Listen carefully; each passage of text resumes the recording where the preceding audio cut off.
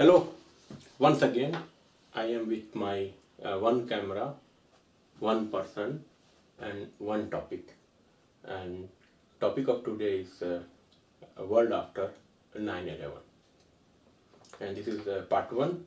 I will produce also part 2 in next 2 weeks. So 9/11, naturally world after 9/11, but we have to go exactly on 9/11 first. What happened 9/11? Most of us know very well where we were at that day. Most of us. So I know where I was.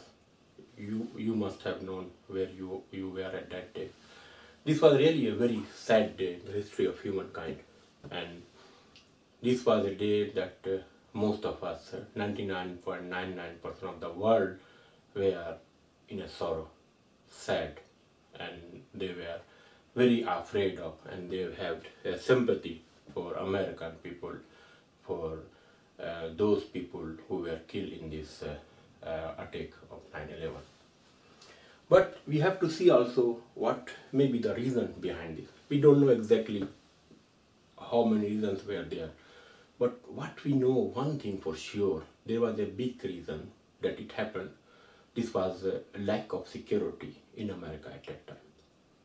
So later the Americans security agencies, they naturally they knew this thing, they knew this weakness, and they controlled, and that is why we see now after that not any big incident happened in America after 9/11, because they controlled this, and they did a very good thing, very good action, and in their security, no matter what they did but very good. So I can say well done. So what happened after 9/11? 9/11 happened, someone have been blamed, they did this, okay, and they have been attacked in Afghanistan, killed, destroyed, and they fled here and there, and but the turning point was after Afghanistan, when some of people thought the link or major problem we have did not solve, and the major problem is still there in the shape of Iraq. And there were two divisions at that time also, because most of the people thought something else, that but some people, those they thought no, this is also a big problem, we have to deal with this also. And for this also there was a theory, known unknown, unknown known, known known, unknown unknown, whatever. So this was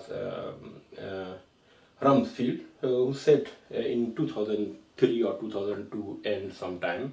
So what he said, you can know. There are reports that there is no evidence of a direct link between Baghdad and some of these terrorist organizations. There are known knowns. There are things we know we know. We also know there are known unknowns. That is to say, we know there are some things we do not know. But there are also unknown unknowns. The ones we don't know, we don't know. Excuse me, but is this an unknown unknown? I'm not. Several unknowns, and I'm not going to say which it is. But Mr. Secretary, I'm right here. I'm right here. So a lot of people, they were not agree with this theory, but they were not showing that they are agree or not agree, because they were afraid. They were afraid, but still some leader, they were not afraid, and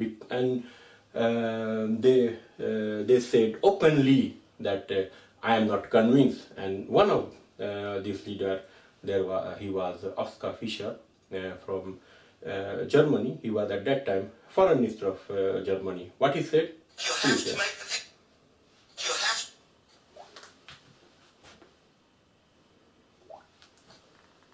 You have to make the case. And to make a case in the democracy, you must convince by yourself.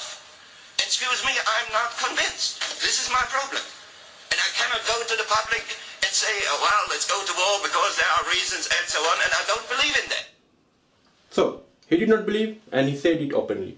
And he must have known that his word, what he's saying, that America will stop to war against Iraq after he's claiming that he's not convinced what Thompson was saying.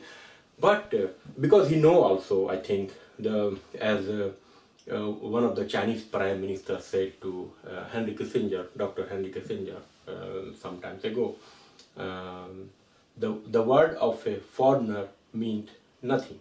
But still he said, but still he must have known about this sentence, but still Oscar Fischer said, because why? Because he wanted to go in the history. He wanted that history should remember him as a person, those who realized the thing, those who said the right thing. And right now, after more than a decade, the people are convinced that Oscar Fischer and those people who were thinking in this direction, they were right. And so Oscar Fischer got a place in the history in the right direction. And Rumsfeld and Dick Cheney, they are still in the history, but in the wrong direction. So, and now, because now these theory also coming from inside America. For example, George Bush Sr., the father of Bush Jr., he also claimed now that what his son was saying at that time, that the center or axis of evils theory, this is now it proved that there is some problem at that time. So now, okay, this is now we are thinking, we are seeing, and it's proved that axis of evil almost very weak, but now we are seeing the center of evil in a big area now. So now what to do now? Because people wanted their democracy, but democracy is for whom? What a democracy actually? A government of the people, by the people, for the people. And this is not I am saying, this is one of the American presidents said long before. But in this area right now where we see there is either people dead, or they are in great pressure, or they are fleeing from their area, going and they're trying their best to go to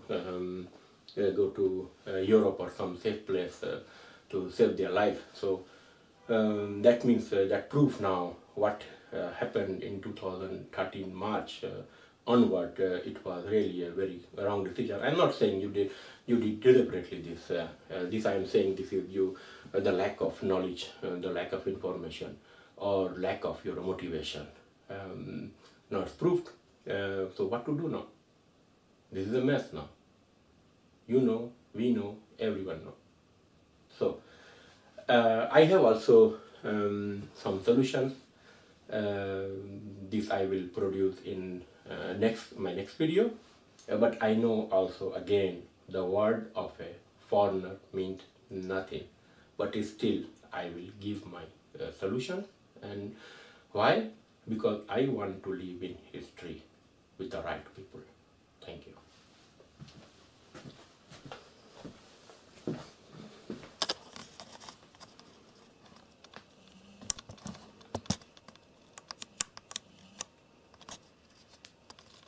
Thanks a lot.